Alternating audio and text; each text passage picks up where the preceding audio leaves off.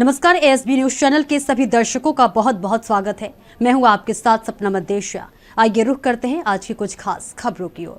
पर खड़ा हूँ और यहाँ पर भारी संख्या में शिक्षक मौजूद हैं और मैं उन शिक्षकों से जानना चाहता हूँ यहाँ पर जो काफ़ी संख्या में शिक्षक आए हुए हैं, क्या समस्या को लेकर आए हैं, क्या इनकी मांगे हैं। तो मैं आइए बात करता हूँ कुछ लोगों से। सर, आपका नाम क्या है? सर, कमल भदौरिया जी। आप यहाँ पे आपने जो धरना दिया है आज यहाँ पर, क्या मामला है, क्या है, क्या क्यों दिया है?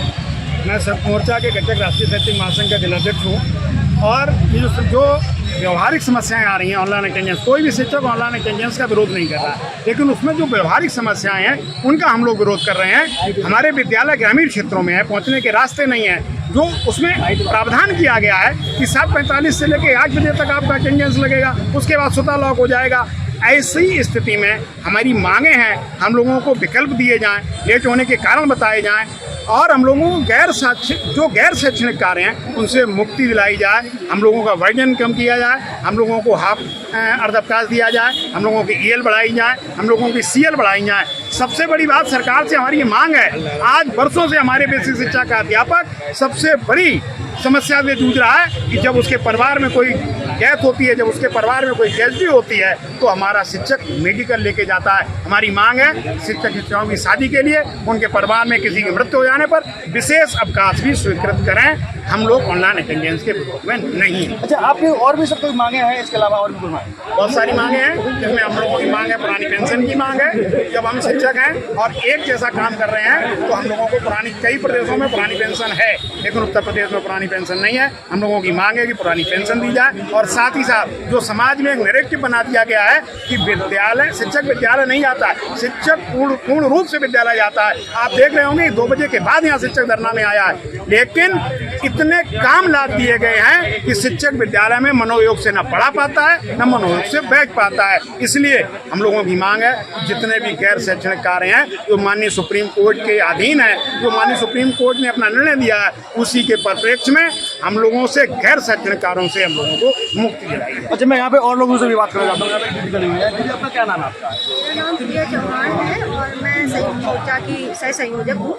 और आज हम सभी यहाँ पर एकत्रित हुए हैं और मेन मुद्दा है जो व्यवस्था सरकार ने लागू की है ऑनलाइन अटेंडेंस की, तो वो व्यवस्था अध्यापकों के इसी तरह से व्यवहारिक नहीं है। हम बहुत सारी समस्याओं को फेस कर रहे हैं। हमें हाफ डे नहीं मिलता है, ना हमें EL की सुविधा है कि अगर कोई विद्यालय में परेशानी होती है, हमें कोई बीमारी हो जाती है या हमारे घर में कोई होनी अनहोनी हो जाती है तो हम विद्यालय में बीच में किस तरह से जाएं। तो सबसे पहली मांग हमारी है कि हमें हाफ डे दिया जाए, यानी हाफ डे की व्यवस्था की जाए और हमें कुछ छुट्टियां ऐसी दी जाएं जो कोई कार्य हमारे घर में होते हैं, अच्छे बुरे होते हैं, कभी कोई किसी की डेथ हो जाती है या किसी की शादी होती है, तो एक हमें इस तरह की व्यवस्था हो कि उसमें हम कुछ छुट्टियाँ अपनी कंज्यूम कर सकें। क्योंकि कभी कभी ऐसा होता है कि बहुत सारे भाइयों की बहनों की शादियाँ होती हैं, शादी के समय में वो मेडिकल लेते हैं, तो मेडिकल लेना कहाँ तक औचित्यपूर्ण है। हम डॉक्टर के चक्कर लगाते हैं, डॉक्टर को फर्जी मेडिकल मुझे देना पड़ता है,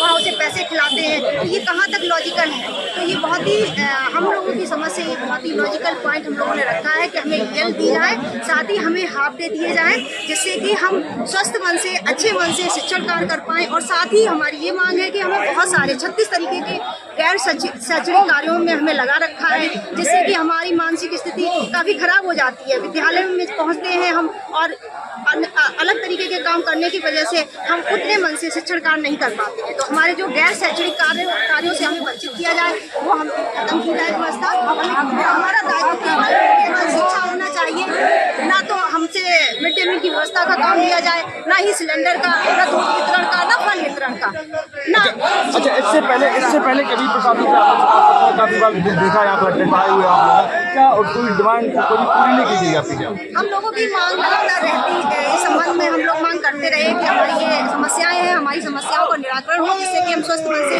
अच्छे मन से शिक्षण कार्य कर सकें। लेकिन सरकार इसको इस तरफ बिल्कुल भी ध्यान नहीं दे रही है, अपनी हठधर्मिता दिखा रही है। ऊपर से इस तरह का आदेश हम लोगों के ऊपर लाद दिया गया है जो कि पूरी तरह से, यदि जमीनी हकीकत देखी जाए तो पूरी तरह से गलत है। और यदि वाकई में मंशा सरकार की सुधार करने की है तो आप उन डिपार्टमेंट्स पे ये नियम लागू करें जो पूरे इंफ्रास्ट्रक्चर के साथ बैठे हुए हैं, जहाँ बिजली है, जहाँ पंखा है, जहाँ कूलर है, और जो सिटीज़ में टाउन में जो कर्मचारी बैठे हैं पहले उन पे लागू करें। वो यदि अटेंडेंस देते हैं, आप उस अध्यापक से उम्मीद करते हो जो 60 या 50 किलोमीटर चल के जाता है वो अटेंडेंस दे, और आप उससे नहीं उम्मीद करते हो। हम एयरपोर्ट जाते हैं तो जज का टाइम नहीं है, हम हॉस्पिटल जाते हैं तो डॉक्टर का टाइम नहीं है, हमारी कोई समस्या होती है, हम विकास भवन जाते हैं तो सीडीओ का पता नहीं है, कोई भी हमारी एप्लीकेशन लेने को तैयार नहीं है। तो ये व्यवस्थाएं आप पहले सुधारिए, क्योंकि ये सारे कर्मचारी पूरे इंफ्रास्ट्रक्चर के साथ बैठे हुए हैं, इनके साथ सारी सुविधाएं। हमारी व्यथा आप कैसे समझेंगे? हम पसीने से तपती दोपहरी में हम वहाँ पे शिक्षण कार्य करते हैं, बच्चों को पढ़ाते हैं, और साथ ही तुम्हारे 36 तरीके के काम जो अलग तरीके के आप दे रखे हो जिम्मेदारियां, वो भी निर्वहन करते हैं। उसके बावजूद आप हमें गलत साबित करने पे तुले हुए हो, हमारा चरित्र हनन कर रहे हो, और बार बार समाज में भी बहुत सारे जो सोशल मीडिया में प्रबुद्ध जन है वो हाइप क्रिएट कर रहे हैं कि शिक्षक ऑनलाइन हाजिरी नहीं देना चाहता क्योंकि वो काम चोर है, वो काम नहीं करना चाहता। बिल्कुल भी स्थिति ऐसी नहीं है। हम इस चीज का पुरजोर विरोध कर रहे हैं। आइए आप देखिए हम किस परिस्थितियों में, किन विषम परिस्थितियों में शिक्षण कार्य करते हैं। हमारी परिस्थितियां कोई समझना नहीं चाहता है, और महानिदेशक महोदया ने जिस तरह का आदेश दिया है वो बिल्कुल भी व्यवहारिक नहीं है। पहले हमारी उस घेरे से वो बाहर आए, समस्याओं को समझे, और हमारी समस्याओं को समझते हुए जो हमने पॉइंट रखे हुए हैं, ईएल की व्यवस्था, हाफ ईयरली की व्यवस्था, उसके साथ ही हम आपकी जो ऑनलाइन अटेंडेंस की हाजिरी की जो व्यवस्था है वो मानेंगे। इससे पहले हम किसी भी तरह से इस व्यवस्था को नहीं मानेंगे। इस काम को जो विरोध करेंगे, करते रहेंगे जब तक कि इसका सही से निर्णय सरकार नहीं देती है और इस समस्या का सोल्यूशन नहीं निकालती। अच्छा, जब तक ये सरकार जो प्रशासन जो इसका मांग पूरी नहीं करता है तब तक क्या लगता है अभी और भी धरने होते रहेंगे क्या? हाँ, धरने बिल्कुल बेशक किसी तरह से धरने होते रहेंगे। आपने आज ही देखा कि कितनी कठिन परिस्थितियों में भी हमारी बहनें भाई सब डूबे हुए थे। हम लोग, क्योंकि ये हमारी बिल्कुल जान पे बनाई है, हमारे साथ सरकार बिल्कुल ही सौतेला व्यवहार कर रही है। उसको समझ में नहीं आ रहा है कि एक शिक्षक जो इतनी विषम परिस्थितियों में शिक्षण कार्य कर रहा है, इतनी दूर जा रहा है,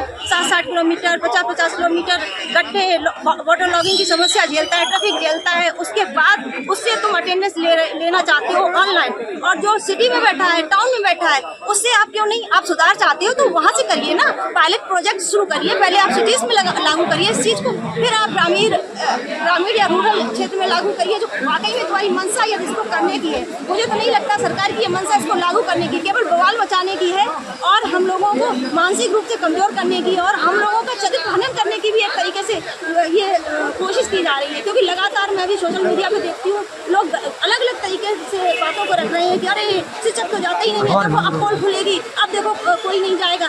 अरे 1-2% शायद शिक्षक भाई या बहनें ऐसी होंगी जिनके साथ कोई समस्या होगी, अदरवाइज 98-99% सारे शिक्षक जाते हैं और अध्यापन कार्य करते हैं। आप जमीनी हकीकत जानिए, वहाँ जाइए, देखिए कि किस तरह की परिस्थितियाँ हैं, कैसे हम लोग वहाँ पे शिक्षण कार्य कर रहे हैं। वो समझना चाह नहीं रहे हैं और केवल आदेश पे आदेश थोपे जा रहे हैं। यहाँ पे मैंने काफ़ी लोगों से बात की, उन्होंने अपनी समस्या को बताया और उनकी आगे भी इनकी मांगे रहेंगी थी। प्रशासन ने इनका मांगों को पूरा नहीं किया तो क्या मैं गोलू के साथ बोलूँ। तो आज की खास खबरों में फिलहाल इतना ही। कल फिर मिलेंगे कुछ और बड़ी खबरों के साथ। इजाजत दीजिए, नमस्कार।